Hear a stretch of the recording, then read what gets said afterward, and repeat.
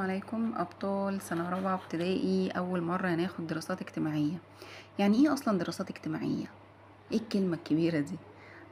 ده موضوع سهل وبسيط ومفيهوش أي حاجة.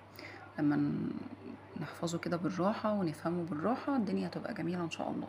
طيب إيه هي بقى الدراسات الاجتماعية الجديدة اللي احنا هناخدها دي؟ هي مادة بتهتم بمين؟ بتهتم بالإنسان. يبقى احنا كده نفهم اول حاجة ان الدراسات الاجتماعية اول حاجة بتهتم بيها مين؟ الانسان. طيب وبعد كده ايه؟ بندرس الانسان وايه كمان؟ وبندرس الانسان وبندرس علاقته بالمكان اللي عايش فيه. طيب وتالت حاجة بتوضح لنا حياة الانسان ده في الماضي وفي الحاضر، يعني زمان ودلوقتي. وبتعلمنا نحب الوطن بتاعنا، نحب بلدنا ونطور فيه، نحب وطننا ونطور فيه. يبقى هي بتعمل ايه؟ يبقى المادة الدراسات الاجتماعية دي اهميتها ايه؟ ان هي بتهتم بالانسان وايه تاني؟ وبعلاقته بالمكان اللي هو عايش فيه، وبتوضح لنا حياته في الماضي كانت عاملة ازاي والنهاردة عاملة ازاي، وبتعلمنا ان احنا نحب الوطن بتاعنا او بلدنا وازاي نطور فيه. تمام؟ يبقى تاني تعالى نقولها بقى بطريقة حلوة، يلا. يعني ايه دراسات اجتماعية؟ هي مادة بتهتم بدراسة الإنسان وعلاقته بالمكان اللي بيعيش فيه.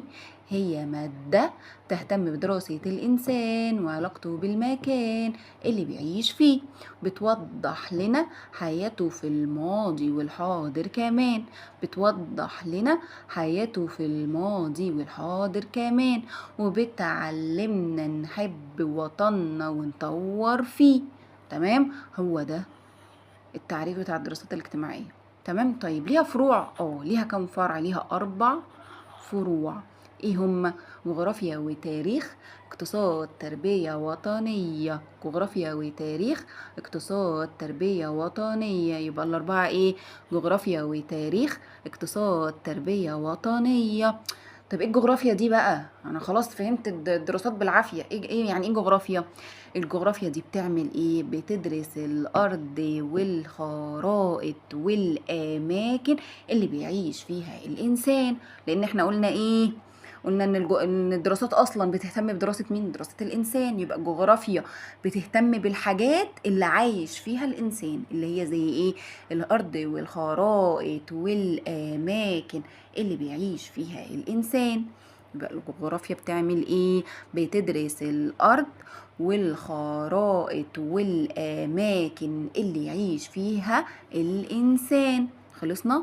دي كده الجغرافيا. طيب التاريخ بيعمل ايه؟ احنا متفقين ان الدراسات كلها بتهتم بدراسة مين؟ الانسان. يبقى هتلاقيه بيتكلم على الانسان على طول. طيب التاريخ بيشرح احداث يعني حاجات حصلت قبل كده. تمام؟ وازاي عاش فيها الانسان واستفاد منها دلوقتي ازاي وقدام ازاي. يعني بيشرح لنا حاجات حصلت زمان وازاي الانسان كان عايش فيها، ودلوقتي بعد ما عرف اللي حصل زمان هيستفاد منه دلوقتي ازاي، وهيتعلم منه يعمل بيه ايه قدام في المستقبل. يبقى التاريخ بيشرح احداث الماضي وازاي عاش الانسان فيها. في ايه؟ في الاحداث اللي هي بتاعت زمان. تمام؟ وازاي بيستفاد في الحاضر والمستقبل منها كمان. تمام؟ يبقى التاريخ بيعمل ايه؟ بيشرح احداث الماضي وازاي عاش الانسان فيها عشان يستفاد منها في الحاضر والمستقبل كمان. طيب تالت واحدة عندي ايه؟ الاقتصاد. ايه الاقتصاد ده؟ يعني ازاي الانسان بيستخدم الموارد الطبيعية. يبقى الاقتصاد بيعرفنا ازاي الانسان بيستخدم الموارد الايه الطبيعية. يا مصر يعني موارد طبيعية، يعني ايه موارد طبيعية؟ يعني زي الشمس، زي الهواء، زي المية. تمام؟ زي البترول. تمام؟ زي الحيوان. تمام؟ يبقى الموارد الطبيعية دي كلها زي ايه؟ شمس، هواء، مية، بترول، حيوان، معادن. تمام؟ كل دي موارد طبيعية. فالاقتصاد بقى بيعرفنا الانسان هيستخدمها ازاي. تمام؟ طيب وبعد ما يعرف يستخدمها ازاي هيلبي بيها احتياجاته ازاي. يعني مثلا المية هيعمل بيها ايه؟ هيشرب، هيزرع بيها، هيستخدمها ازاي، هتساعده في احتياجاته ازاي. تمام؟ طيب واخر واحدة هي التربية الوطنية. التربية الوطنية دي بتعلمنا حقوقنا. ايه هي حقوقنا؟ واجباتنا، كمواطنين، احنا ناس عايشين في البلد، فلينا حقوق ولينا واجبات. وازاي نعيش مع الاخرين؟ هنعيش معاهم كده ولا لازم بشروط؟ لا، لازم بشروط. ايه هي الشروط اللي بتعلمها لنا التربية الوطنية؟ ان احنا نتعامل مع الناس باحترام وبتعاون. تمام، نتعاون مع الناس، ما يبقاش كل واحد كده في حاله، لا لازم نتشارك ونتعامل مع الناس باحترام ويبقى في تعاون ما بيننا. تمام، ده اول جزء خالص كتعريف لمادة الدراسات الاجتماعية.